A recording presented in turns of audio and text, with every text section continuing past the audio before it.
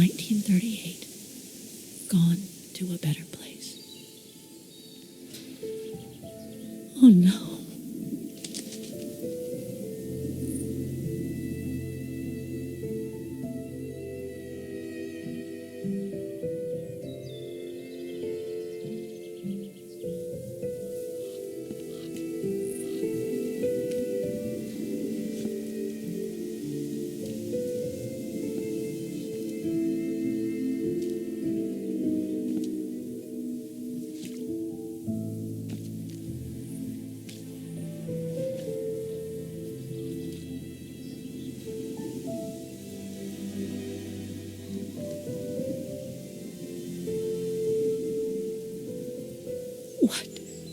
What happened? Dana's health had deteriorated at the sanatorium. Her coughing fits, the pregnancy, and all the stress about Leon being on the run out there in Baltayar. It was just too much for her to bear. The doctors had to put her to sleep before her delivery.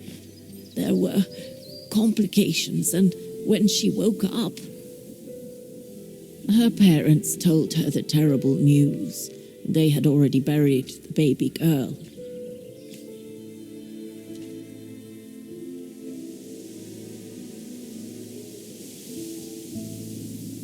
And afterwards? Dana became sterile because of the complications during childbirth.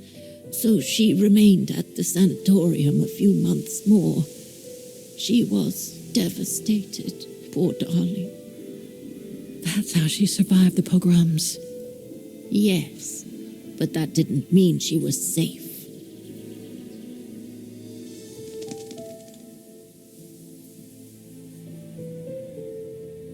How come the Brown Shadow didn't go after Dana?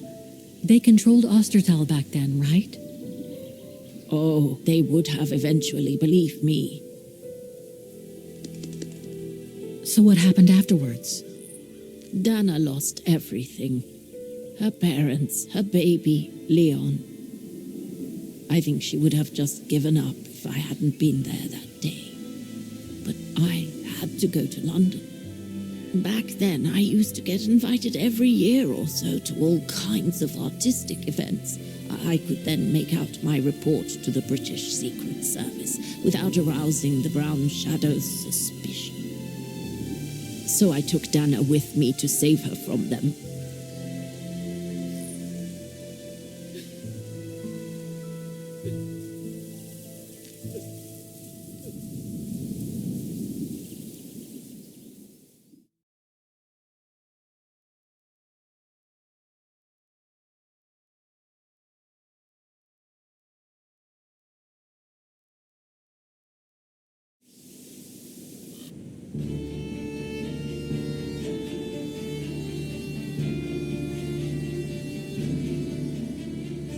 Dana stayed in London for about 6 years. I found her a flat and a position with my real employer, the Foreign Office. She had no family, no friends, and in a way she had no life. She spent every minute she had in the office fighting in her own way against those who took everything from her. She went from one promotion to another, and soon she was among those in charge of coordinating all the resistance fighter groups pertaining to the different occupied countries of Europe.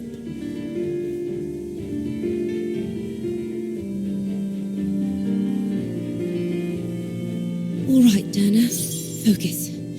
The Admiralty needs us to spot the enemy units on the map according to the reports they provided.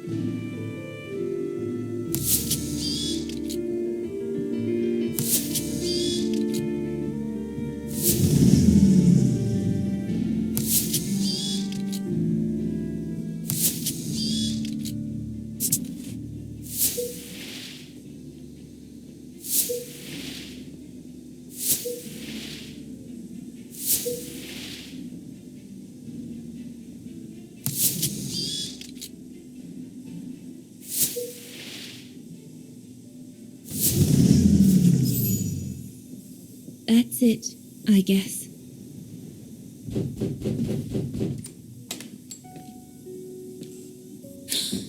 Yunta! Dana, darling, you can use my real name here, you know. Sorry, but I just can't get used to it. For me, you'll always be Ginger Yunta. Charming. I'm sure I have Lenny to thank for that, hmm? You were always too soft on that little brat. Maybe. I guess. Anyway, what are you doing here? So glad to see you. Only doing my duty, Dana, darling. A gallery invited me for a conference, so I jumped at the occasion to report back to our superiors. But it might be the last time for a while, I'm afraid. It's getting very hard to leave the occupied territories, even for a famous so-called pro-brown shadow artist like me. Anyway, how have you been since my last visit?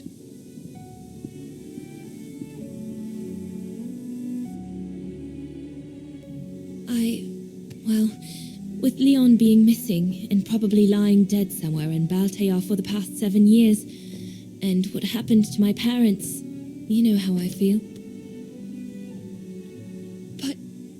But it's all beginning to feel like a dream, Yunta. A distant dream. Especially her. And I don't want it to, I don't want her, my sweet Anna, to just fade away. I'm sorry, Yunta, but could we please change the subject? Of course, darling. What is it? More work for you, actually. Oh? Yes. The Allies need someone for an operation with the Resistance in occupied territory, and they think it should be you. But truth be told, Dana, I'm not sure that's such a good idea. Why not? I did volunteer for field operations. They've trained me a lot for that. I know, Dana, but this operation will happen in Ostertal, right next to Wagen, actually. I see. Look, you don't need to answer me this minute. And no one would blame you if you declined the mission. We all know you don't only have happy memories of Wagen. You still have time to think it over.